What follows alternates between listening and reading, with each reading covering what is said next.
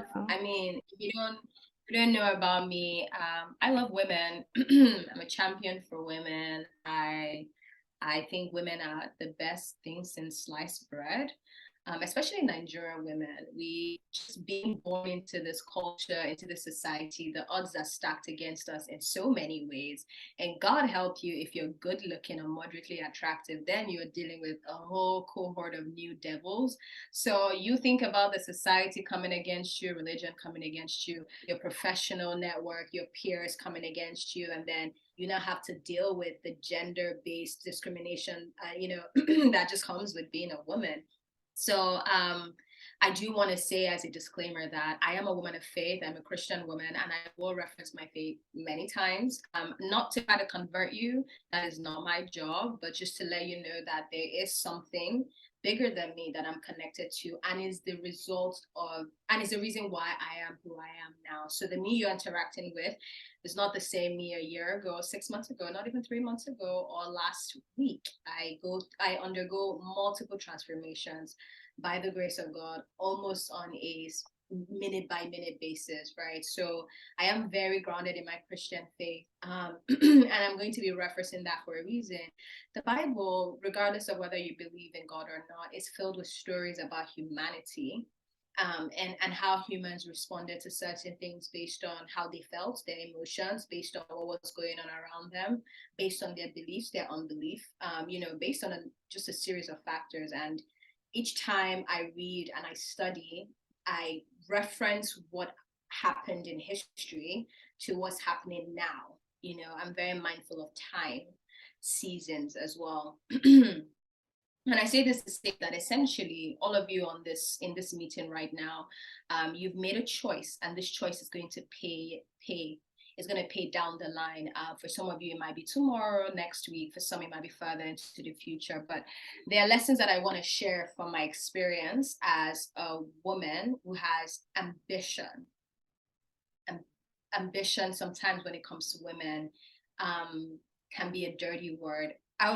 Please take notes. Note takers are history makers. That's something that one of my favorite preachers says. And I'm saying take notes because if something jumps out of you, out at you, write it down or type it.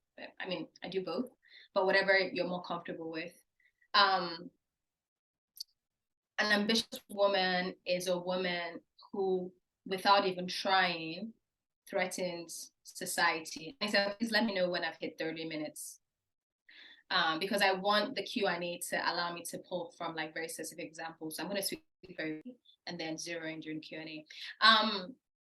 Already you're a threat because ambition is usually identified with men. So for a woman to have ambition, she has to be an ambitious woman, not an ambitious person, right? So being an ambitious woman or person who happens to be a woman, you are automatically thrown into the end no matter where you go, because your ambition drew you to go over and beyond. And so because you come into a place of work and organization, especially if it's structured, and you come in with your ambition, your femininity, your intellect, your compassion, your empathy, your DNA, and your nature and your nurtured self into this corporate organization, what they see first is a woman, you, gender. Respectfully, they see your breasts, they see your body, they see your bum. That's how they see you first. And then as you speak, as you work, as you do, as you continue, as you grow, as you excel, as you innovate, as you introduce, you build, you destroy, you take down, you plant, then they begin to say, oh, this is the kind of woman that Sylvia is. So me and Sylvia work in an organization. I prefer to wear my natural hair. Sylvia likes her weave, bone straight 30-inch to the floor. And they're talking, okay, who do you think we should send on this trip to Berlin for this? Well, because of the way Sylvia dresses, she might not be too good. So let's send Koromone because she wears a natural hair and maybe she's more homely in that way. Not knowing that Koromone also has that same 30-inch weave. It's just that maybe she will not wear it to work, but she might wear it on a night out.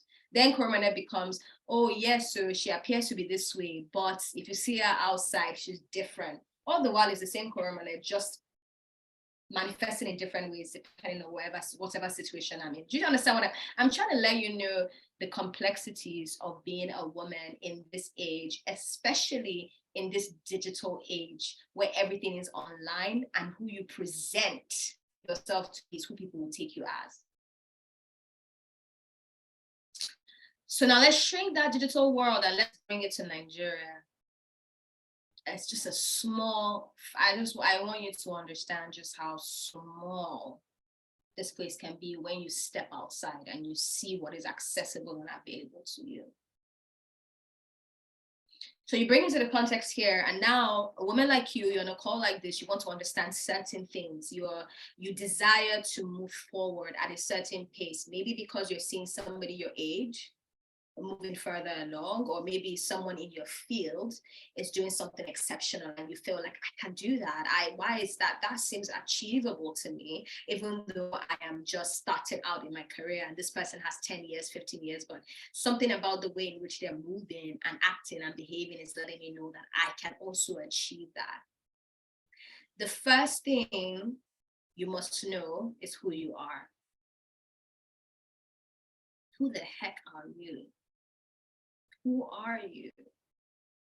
How would you describe yourself? And it shouldn't just be one word. It shouldn't just be an adjective, an adverb, an idiom. It should be many things, because being a woman, a Nigerian woman, an African woman, a career woman, it means that you are layered. So when people ask you, who are you? I would like, if you guys would indulge me, I would just like you to type that out. When people ask you, hey, Sylvia, who are you? Tell me about yourself. What do you normally say? Please pop that into the chat, and I'll just, if you'd be willing to do that, and I'll just be reading them as I'm speaking. When people ask me that question, I say it depends on who you ask. Depending on what room I'm in, someone different. So I say, in some rooms, I'm a minister, I'm ordained. Some people only know me as that. They don't know anything about my career life. In some rooms, I'm the former editor, managing editor. Well, I was acting editor-in-chief at some point of Tech Cabal. Some people just only know me as that, which is fine. In some rooms, I'm a poet, I'm a writer, I'm a speaker, I'm a performer, I'm a storyteller. Who are you? Your career should not be who you are, by the way. Yikes. Because when it goes, guess who's left? You. That's why I'm asking, who are you? When you take away the stuff that comes with being a woman, who are you? You're a person, so who are you? Of course, you're a woman, it's obvious. But who are you?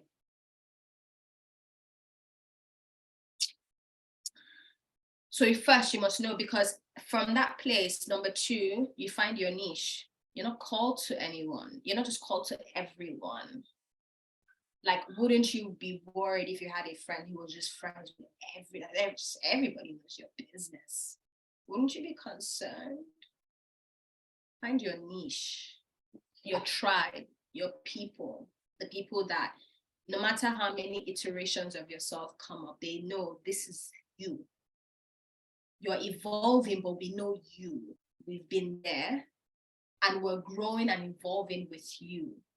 Because there's some people that like the old you, the unevolved, a little ignorant, a little ratchet, a little silly sometimes, too emotional. Yes, I just want to add that women are both emotional and logical.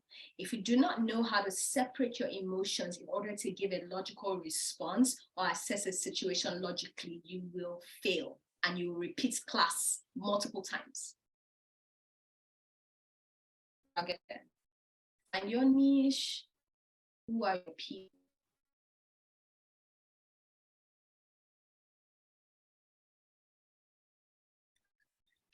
I'm grieved when I meet women. Like, I don't do large friendship groups. Like, I don't have a clique of women friends. Like, hey, props to anybody who can do that. It's too many hormones dancing around. I'm good on that. I like my circle small because it helps me control how much information is moving around. Because people unknowingly, do you know how many times people have been gisting with me and they start telling me their friend's business without telling me their friend's name? But I'm like, whoa there. I didn't need to know. I don't care who the person is, that this is too intimate. Why? But it's just so you need to be able to know, if I tell this person that this thing happened to me, do they understand that they're a vault and not a tap? Find your niche. Because as you move up, what you're going to do is you're going to challenge where a lot of people are in their lives. Am I doing enough? I should challenge my friend like that, and my friend should feel challenged by me. Yeah, they should be like, Koromone, you are making me want to do more. Hell yes. What do you mean you want to be stagnant and be in the same place? I'm evolving every day. Like I said, because I lead from my faith, I understand that there's a transformative work that's been done in the spirit that happens weeks, months, years before I even catch up in the natural. So by the time I get to where God has been calling me to get to for a while, like at that point, I'm just accelerating. So every day it's like, whoa, this is something new. Whoa, this is something new. And I'm like, yeah, actually, we're just catching up. This has already been decided like years ago, like the end from the beginning. I'm just moving. That's it. So at some point, my friend should feel tension respectfully and say, what are you doing? What juice that's what my friends have been asking me lately. What juice are you drinking? And then from their response to your success, and by the way, success means different things to different people, but success is you being able to move from one point to another point. It doesn't matter whether you go from A to G or you go A, B, B, C, C, D. Success is about progression. Is that one day you were at this level and the next day you were at this level? Is that one day the water was trickling, it was a drizzle, and then the next day it was a flood? You're moving. Are you going to have people around you, your tribe, your ears are attuned to their voices, and they're telling you things like, well, you can't, no, you're a woman now. In 2023, what can a woman really? I'm confused. What is it about being a woman that limits me from doing certain things? There is a Bible character, Deborah. She was a prophetess, but in addition to being a prophet, she was a military judge, she was a military officer, and a judge. Okay, let me explain this. Prophetess is a position, it's an office, meaning that God had called her before she was even born. So that's a spiritual thing. A military leader, she led men to war. She trained them. Can you just imagine how upside down that is? Why is it upside down? Because the idea of a woman assuming a position that has been historically granted to men, it boggles the mind. You were designed to boggle the mind. The way in which you were even formed is mind-boggling from like the side of another person. Why do you think you were designed to operate like anybody else? So you're a woman, so you must be this. Why? Said who? According to whom? I have a sky is the limit approach to everything. I like to say I don't get into, I can't cuss on the Zoom, can I? I'm going to use my literature brain now. I don't get into masculine appendages swinging contests with men. I tried my best. That means that when I come into a room as a professional, I'm not there to prove a point to men in the room. I'm there to do my job and get out. So regardless of how tight anyone is getting, I sincerely do not care. I'm there to do a job. Now, I might do that job in an assertive way because the sky's the limit. I will read the room and decide, do I want to be assertive? Do I want to be feminine? Do I want to be more masculine? I have the ability to do that. They're speaking to me constantly and affirming me, but they're also challenging me and saying, why are you thinking like this? Why are you doing this? What about this option? And then thirdly, I know my purpose. And because I know my purpose, everything that I do, every decision I make, I have that purpose in mind. I recently discovered that there's a position called a poet diplomat. And immediately I saw it, I was like, that's going on my vision board. I'd never heard of it before. I was just reading random poems from Emily Dickinson, and I went down this rabbit hole and I found this, I think he's Spanish love, the very, very famous love poet. He primarily wrote about love, Pablo Neruda, something like that. And I looked him up, and he was called Chilean. Sorry, it's not Spanish, Chilean. I looked him up, and I found out he was called a poet diplomat. And I read about this thing, and it was like, yeah, that diplomatic people tend to be very famous ones. They served their country as diplomats, but they were also poets because they understand how to use language. Because something about diplomatic requires you to know how to bend the truth a little bit, how to pick your battles, how to delegate, how to diffuse a situation. You can even use words to rile people up. So I said, oh, well, that seems attainable to me, because I give Nigeria good PR just for being an upstanding citizen and not misbehaving when I travel. So yeah, Nigeria has good PR because someone like me exists. So I'm already a diplomat, regardless of this, like not having the official title. But knowing that the two could be combined was just like, because they were diplomats, successful careers in government, but also famous poets. And a lot of them were not American, Russian, Chilean, Spanish, which even made me feel like, I think the more foreign I am, the better. That's a long-term goal. Like, there's no way right now, there's no way in my mind right now where I can see myself serving Nigeria in that level. It's not, the opportunity, the door hasn't been opened yet. But the poet part is already there because I went to school, I studied it. So I'm educated, I'm academic about my writing. And then I'm now a Nigerian media personality who there's evidence that I've given back to this continent and to this country. So it's not that far-fetched, is it? It needs to be there, big and bold. And have I hit my time? No, okay. It needs to be there, big and bold. Ooh, no, nice and shoo-shoos.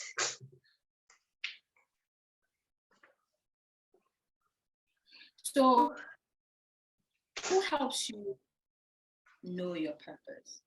I think it has to start with you, because sometimes people will tell you who you are based on like how they see you. So some people see you with blinders on.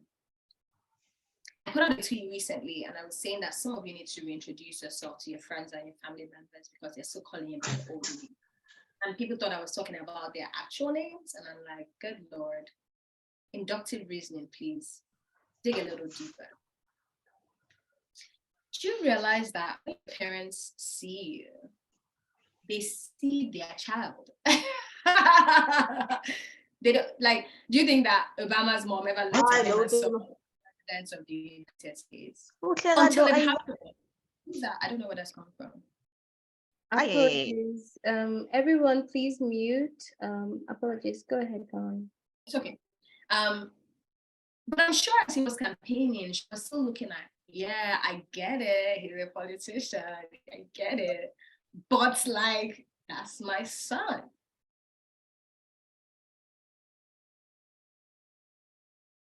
As you're evolving, it will get to a point where You might even find people close to you referencing who you were in high school. Listen, who I was in secondary school, like, if I was me now in secondary school, oh my goodness, I'd probably be a cult leader or something, because I know how to wield influence now.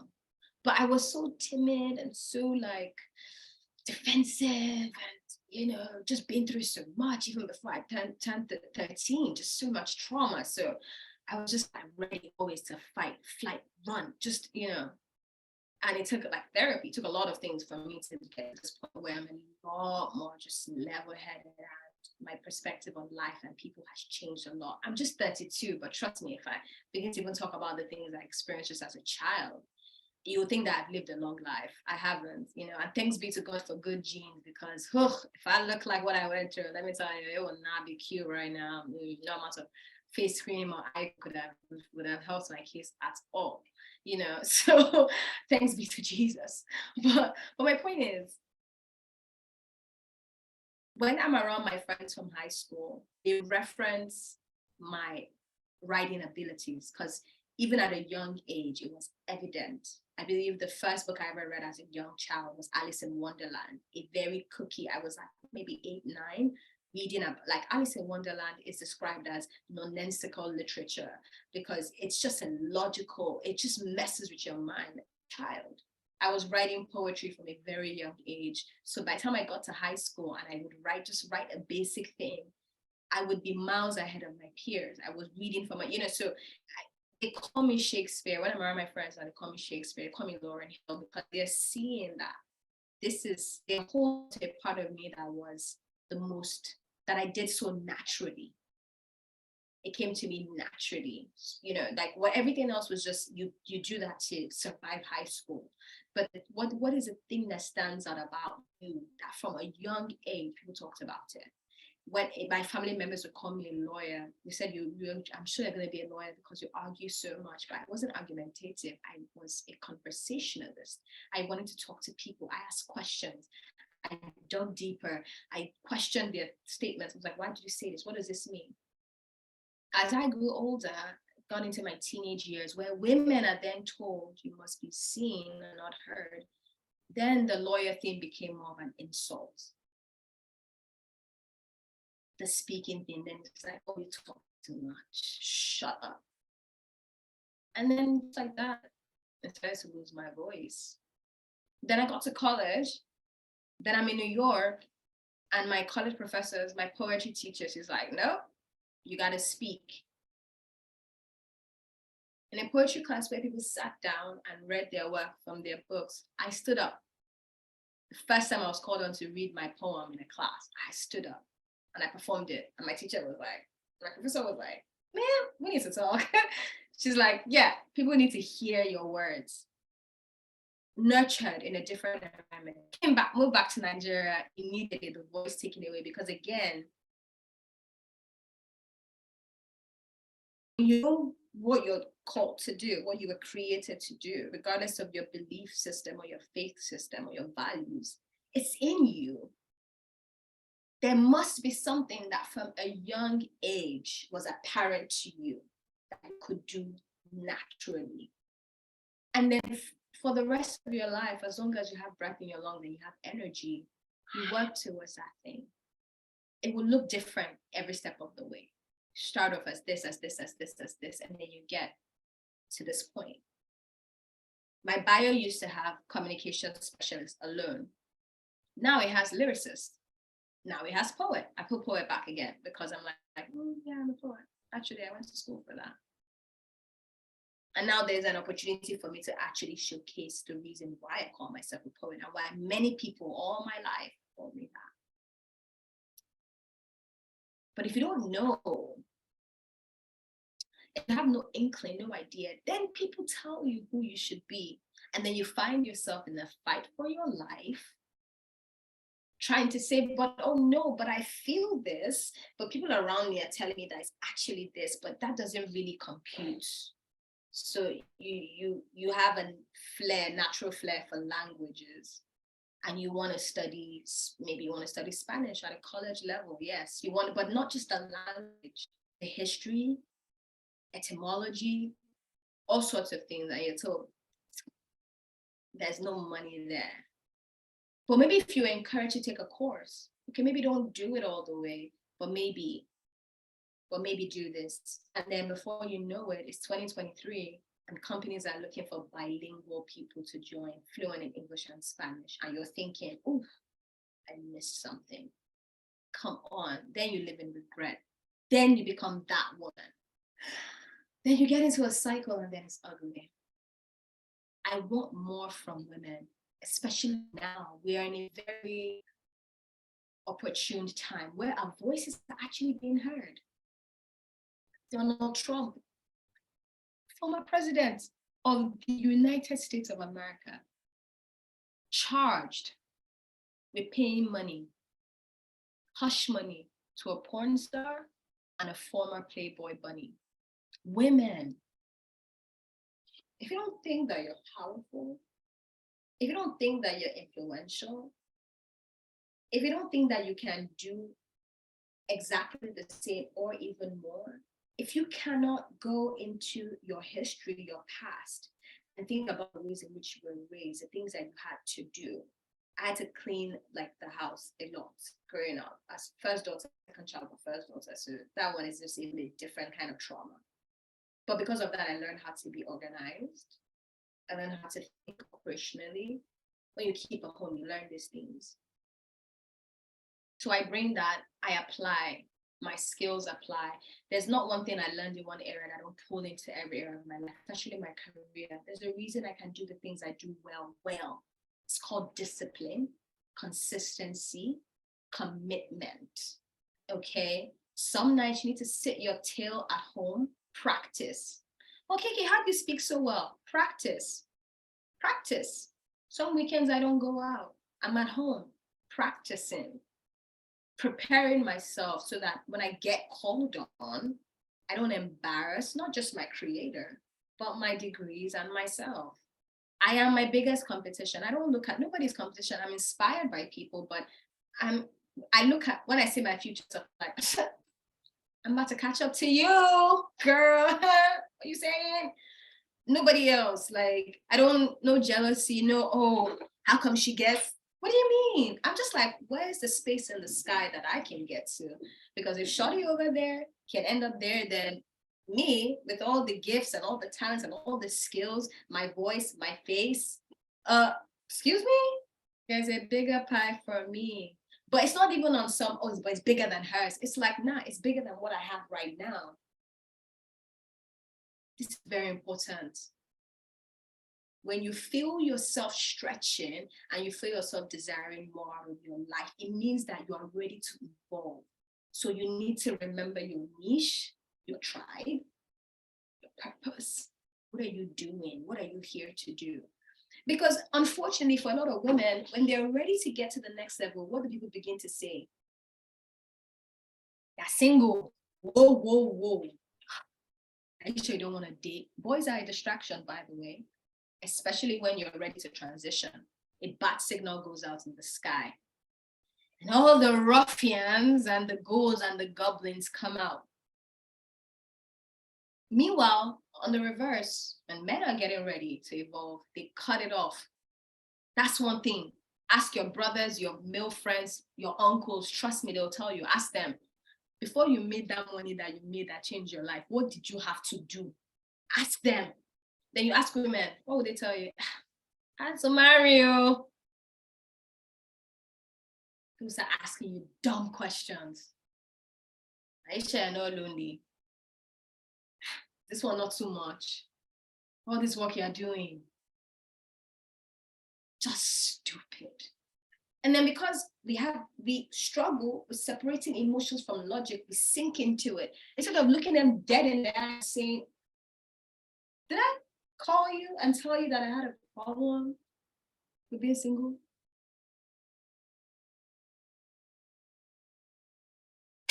What? Or you're in a relationship and the person is feeling threatened by you and your abilities, and you start hearing things like, babe, are you sure you're not? Nobody talks to men like that. They tell them, are you sure you're even doing enough? Some of my male friends tell me, I can't believe you're on a sabbatical. Like, how can I not work? Just tight. I'm like, I'm a highly skilled worker. Do you understand what that means? It means I will always be sought after. Like, that's how it works. When you're highly skilled, people will call you.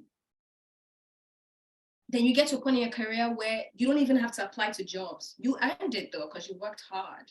That's where I am right now. I'm saying that to let you know that it's very possible. But consistency, discipline, commitment, showing up on time, early even, turning in your reports on time, being diligent, knowing when to sit down and do the work, knowing that you have to make sacrifices sometimes because there's somewhere that you're trying to go. So I'm like, men are being spoken to a different way because people believe that they hear a different language, but women are too emotional to hear it. And why do people think we're too emotional? Because we struggle with separating emotion from logic. There's a situation at work, you've not done the wrong thing, but someone has thrown you under the bus. How are you responding? Are you frowning? Are you throwing a fit?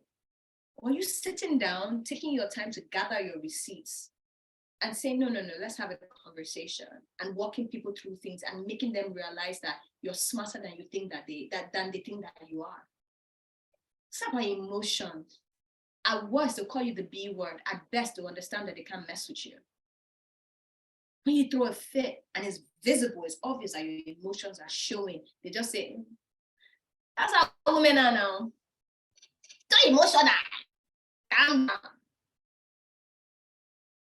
You need to be able to assess the different parts of you. Being a woman is not just about gender. It's not just about she and her. Sometimes when I had to take off my religious hat, I understand on a human level why people don't want to identify as a certain gender. Let me explain why. For example, there are times where I just want to wear baggy clothes. I'm wearing baggy clothes. Let's say I want to wear for one. How did you become a tomboy? Why you gotta be that? Why? So sometimes you just want to be like, no, like, I'm just saying that, yeah, I'm a woman, but can I also wear baggy clothes without being called a tomboy?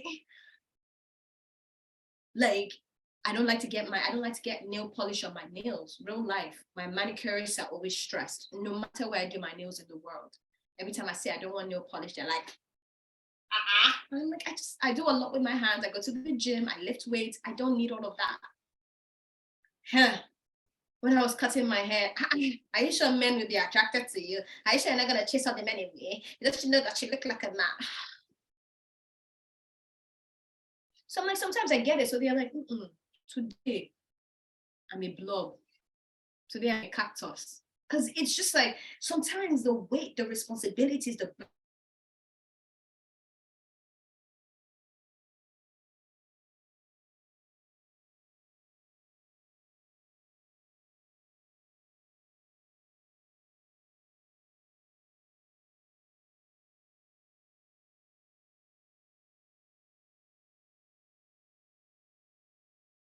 then on top of that, when are you going to get married? When are you going to have children?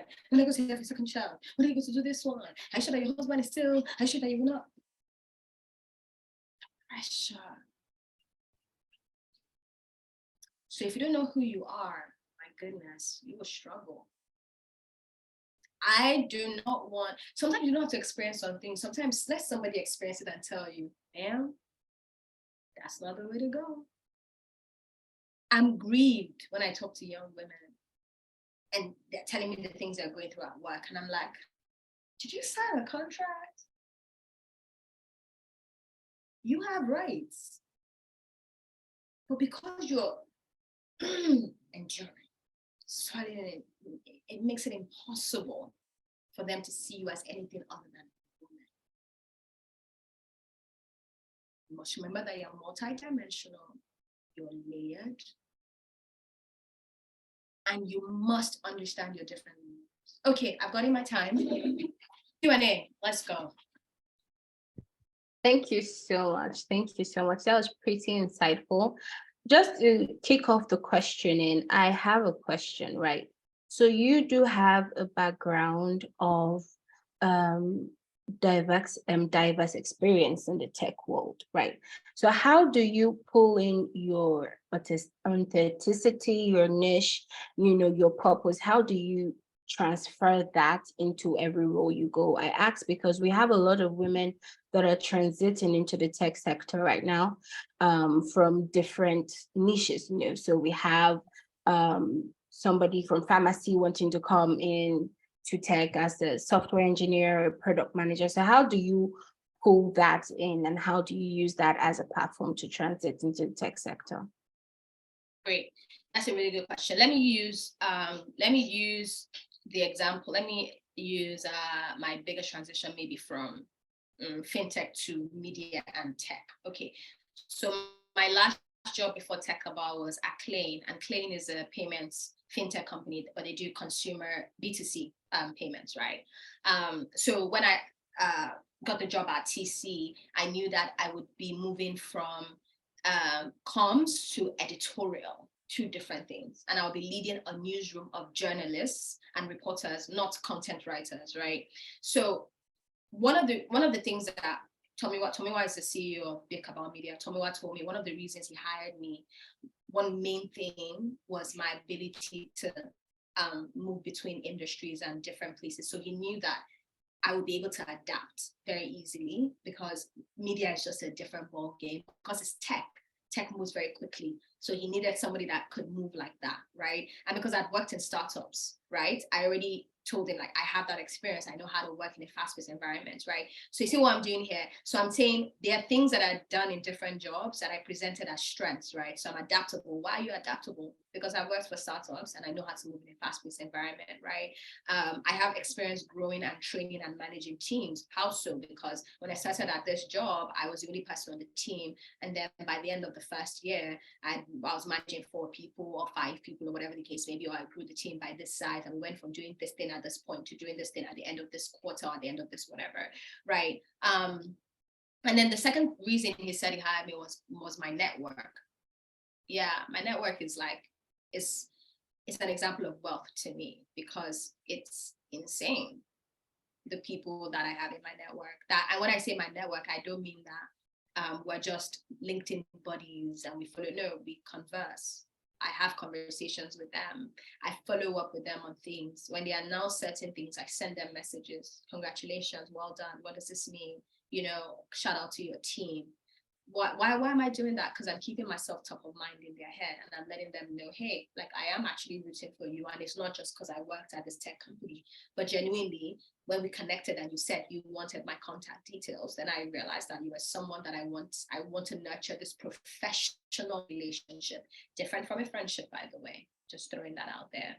Okay, so I was able to transfer my network from Flutterwave all the way to Techable, and we'll continue to do that. Wherever I work, anyone that's talking to me right now that's giving me offers, they say the same thing. We know that you can open us to just a whole different market, because I've been able to transfer my network from job to job. And then the final thing was my operational experience, right? And by operations, I mean being able, and this is one of the greatest gifts that, by the way, women have, by just the way society is, we have to manage. First daughter, you go manage other children, you will manage house, whether you like it or not. Something, so we are able to kind of have our eyes in many things, and and then when you have a team, oh my goodness, there's nothing better than a team that you can manage and delegate. Then it's like you're high level, operating on a high level, but then you're managing a team. So it's like you're a puppet master, but in a nice, positive way. So you're able to pull the strings and say, no, you go there. So you're seeing one team member going too far, you're like, come on. So by the time I brought all of those things, right, obviously, I said, now I understand editorial work is different. It's a newsroom. I understand that you report in news, but I can learn because Okay. Right. So that's what I would say.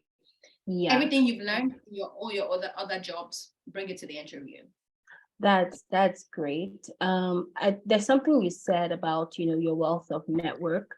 If you could give us maybe 2 to 3 steps on how to build a wealthy network, especially, us, I would say us upcoming, but, ladies upcoming in tech sector, how do we build and maintain a strong network base in the tech sector? Yeah, I would say that if you're up and coming, I would attend conferences, right? That's one of the best ways to meet people. And not just attend, but I think make a deliberate decision to have like, okay, I want to, if you know any of the panelists that are speaking and you want to connect with them, like, oh, I want to get to know that, like, I want this person to know me. So you go up, hi, my name is blah, blah, blah. And this is what I do. I just wanted to say hi and say, well done, right? That's not the place where you ask for their numbers. Because please don't, like, I can tell you for free that any woman that's at a certain point in her career, she doesn't want to give you her number. Like, that's her personal number. But if you just say, to me, well done, is it okay if I follow you on LinkedIn? Yeah, LinkedIn is the best place because you can actually respond to their posts, you can reshare, and they see those things. They see the people that constantly comment, and if they might end up connecting with you. Again, it's about like visibility, right? So that's the first thing. Go to conferences, interact with people. You don't always have to interact with the high level people. Sometimes find the like community manager, the comms manager, the product manager, the product designer, tell them like if they regularly put out their work on social media, which a lot of them do. Like, oh, I love this, I love this post. Again, people remember things like that. Well, like somebody knows a specific detail about my work, they appreciate that, and you'll always be like in their memory. Now, let's say that you're actually invited into like an actual network that exists, whether online or offline. Just find 4 to 5 people that you want to connect with over a series of months. Please, you can't connect with everybody in one. Like, again, these people are very, very busy. Very, very, very busy. So don't get upset if like that's another thing that makes it difficult for them to connect. Like, just even speaking for myself, it's just very hard because people take things so personally. Like, you didn't respond. I'm just like, what? Like, dude, do you know how many emails like I got when I was at TC? It was mind blowing. Just every 10 minutes, 100 emails. So people just get like following up. I'm like, please, like, this is here, I will get to it, but it's not priority for me right now. My job is, right? So I would say just be patient, understand that you're dealing with human beings like you, and because they're established in their career, they're doing multiple things at the same time. And if they have a family, that comes first too, So yeah, so I would say attend, I would say connect, and I'll just say stay top of mind, and the invitations will come, especially as you progress in your career. Trust me, they will.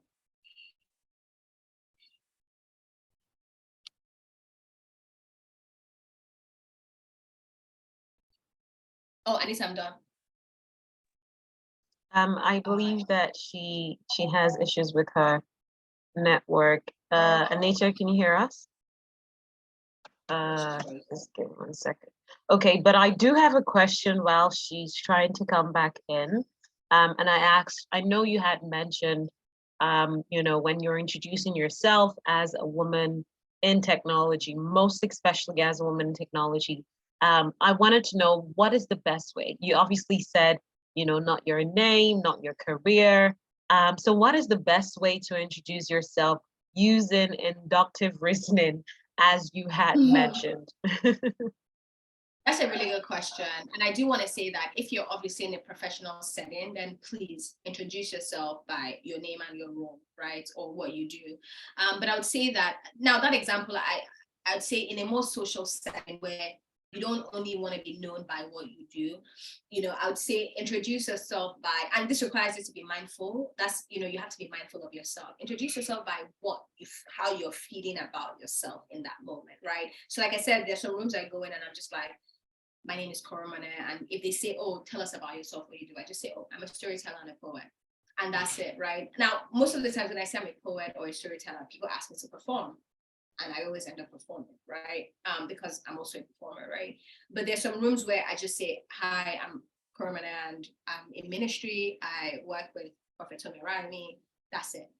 So again, it's just by where are you right now in your life? And when you are in these settings and you're not career motivated in those settings, but you don't want to just be known as, the community manager at this or this. Sometimes it strips you of yourself, right? Again, just by what you are. Like, what are you in that moment? How are you feeling about yourself? How do you actually define yourself when people don't ask you? Have a list of things you want to pick from. I'm telling you, it's very empowering, and just test it a few times when you ask to introduce yourself in those kinds of settings and people say, oh, tell us about yourself. combine a few things together and you will see how people respond to you very differently. Fantastic. Thank you for that. Anita, are you back? Does anyone have any questions that they will like to ask Koromone today? I think it's very engaging because most times as women, we forget to, address ourselves the best way that we would want others to address us as, a lot of times we, like you said, we mix emotions, and that pretty much drives our conversation. It drives the way that, we see ourselves in the mirror, and it takes up a lot of opportunities for us as against men. So I do, really admire that you mentioned that, women are emotional, but, not allowing the emotions to override the entire opportunity that you have as a woman is really, really, really important. And thank you so much for mentioning that. All right, so I'm gonna be calling, thank you so much, Oluwayemisi. She says, thank you, Koromone, for today. So great to hear from your experience. Absolutely, she does have a well-blown experience, and I really admire you for how far you have come as a woman. But she does have a question. She says, what practical tips do you have for staying top of mind? That's a good question. That's a good question. Yeah, that's a really good question. I would say publicly document your progress, right? So whether that's keeping a Substack, a Medium blog, or just sharing at a specific time, again, consistency on social media, like what you're working on, what you're doing, what you're learning. You'd be surprised. That's kind of how you end up connecting with like all kinds of people who have similar interests, is because you're publicly putting something out, and that's also inspiring them to put out what they're working on, right? And again, in knowing who you are, knowing your niche and your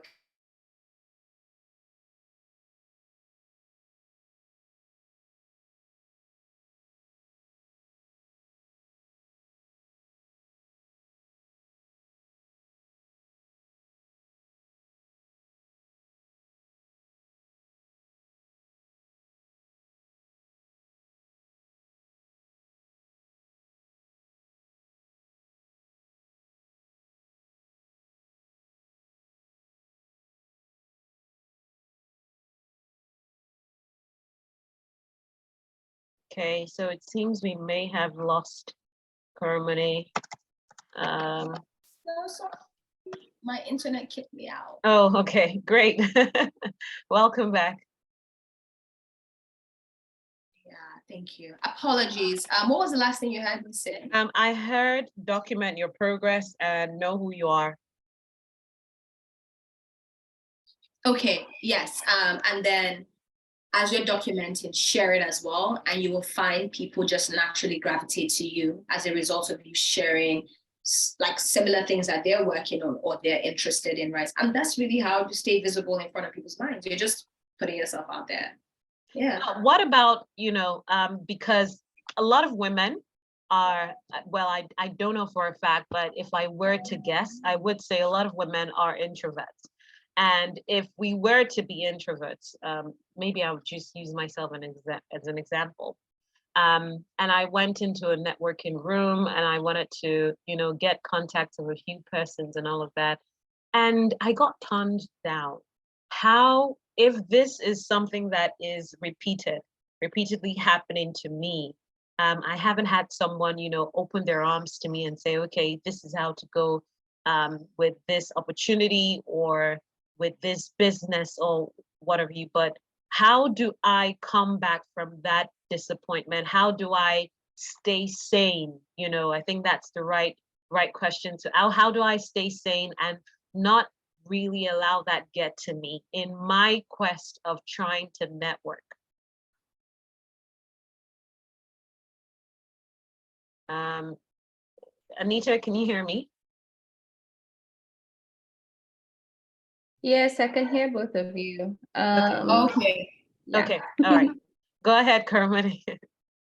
Okay, sorry about that. I think there was a delay on my end, but I did catch your question. Yeah. So I'm so careful with labels. So I'm just like, oh, I don't like when people just take on labels and they become the labels, right? So it's possible to be introverted, but I think that label, I'm an introvert, it does limit you. It is a mental thing. It's a mind thing. You have to train your mind to use how you are internally to actually help you navigate some uncomfortable situations, right? So I'm a homebody. I like to be at home, but when I'm out, I know that I have to, I know that I have to be like, okay, where's your alter ego? Where's your alter ego? Let her come out. That's why Beyonce has Sasha Fierce. That's what I would recommend for everyone. Please keep it healthy. Don't let your alter ego just go too far. Keep it healthy, but let your alter ego be the you that just kind of is, I'm telling you, if you're like, you know what, my alter ego's name is Coco. So what's Coco? Coco is a baddie. She just walks into rooms and she's like, I belong here. She's a little bit arrogant, but in a healthy way, and she's like, she brings the energy. So I go out like, okay, get into her, boom, let's go. And as soon as I get home, like off to bed, cheers. So again, what does this do? When you go in that mindset, then you are not feeling rejected or feeling like, oh, somebody said no to me. They have a right to say yes or no to whomever they want to say yes or no to, right? But instead, you're just like, okay, you know what? I didn't connect with this person. Surely there's somebody else in this room that I can, right? Or don't go to these events alone. Go with somebody else. So that way, even if you're not connecting with people there, you actually have somebody who's as interested in that event as you, and you guys can just have a conversation amongst yourselves, visit booths, talk to people in those different booths. You never even know. Again, it doesn't even have to be the CEO or the COO or the VP. Sometimes it's the person working the booth, the product manager who is volunteering her time or his time, right, that you end up connecting with. It's a mindset. Don't go anywhere expecting to be disappointed or for someone to turn you down, right? And if it does happen, train your mind to understand that it's not personal. That's not about you. That it's not about you. That was just how that person was feeling that day. Right. Remove that responsibility from yourself, please. Like, thank you so That was much. really insightful. I do have one more question. I see that we're almost time. And everybody, if you do have questions, please feel free to put them out in the chat box. We're almost running out of time. So the time is now for your questions. You earlier spoke about professional relationships and how they are not friendships. How do we maintain a healthy balance between, first of all, how do we strike and create a professional relationship that we know this person is not my friend, this is a network, and then how do we maintain that and the line between the boundaries, how do we know that, or what are steps to know that? Yeah, so I do want to say that I don't think it's impossible to make friends at work, right? Friendships happen organically. So if it's happened organically, then please, by all means. But you do have to remember that, especially when you're working in a startup or in a fast-paced environment, which is also code for cutthroat, you'll be thrown under the bus. If you're the one getting in the way, at that point, it's not about friendship. It's about this person, So that's why I say be careful and be mindful that you are there from 9 to 5 or 4 to 6 or whatever to do a job, do your job, right? But if you connect, of course you always have coworkers that I vibe with this person. I would say that you can keep it friendly, but remember why you are there. You are there to do a job. Do not get distracted, because I can't tell you how many people have ended up feeling bad because someone they thought was their friend ended up throwing them under the bus, and they're not saying it's a betrayal. How is it a betrayal? That is your coworker. That is not your brother. That's not your best friend. That's not your family member. That is your colleague, a professional like you. Now, you may leave a job and there'll be a few people that will reach out and say, I really love to stay friends. Please, at that point, knock yourself out, because you guys are no longer competing. It's no longer like, oh, this person, between the two of us, if they decide to fire one of us, who will it be?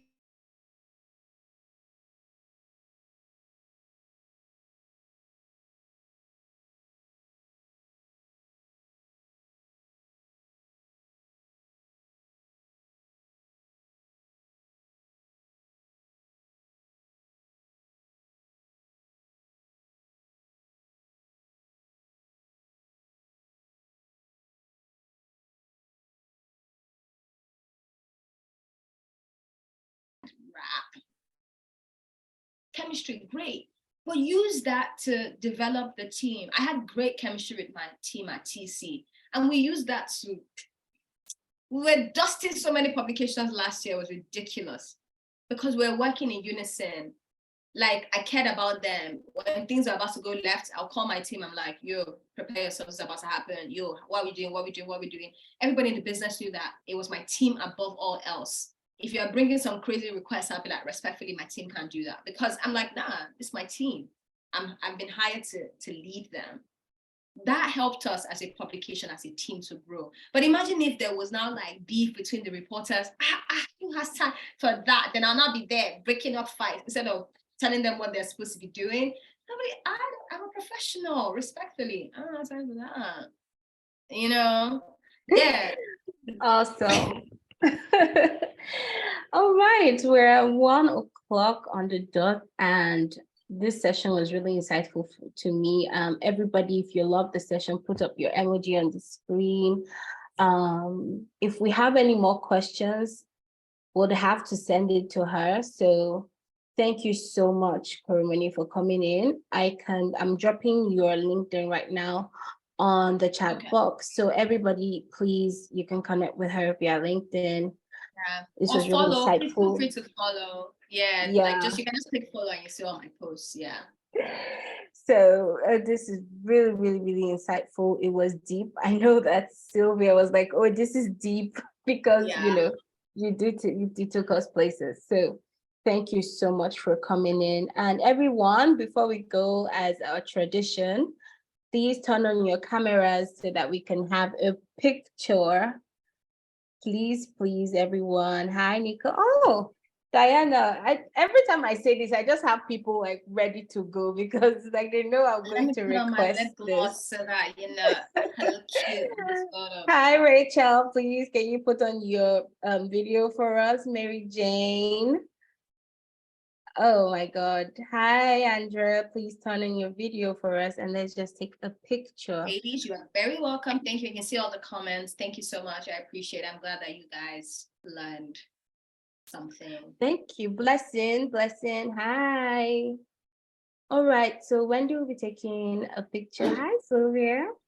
Looking pretty. All right. So give me a minute to set this up.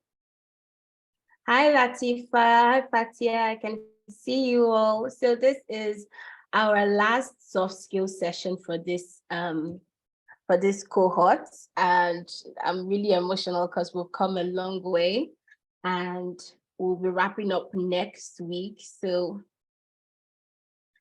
everyone, I'm trying to allow. Please hold on. Yeah, good. So this is emotional for me. All right, cheese. Dara, you're looking pretty. Thank you so much for coming in once again, Koromone. Pleasure. Like I said, Thank you, I'm a Koromone. fangirl. Thank you for helping us, and everyone enjoy the holidays. I'll see you Yes. Enjoy. on the Have back a rest end. Easter. Bye, everyone. Bye, everyone. Bye. Have a wonderful Bye. holiday.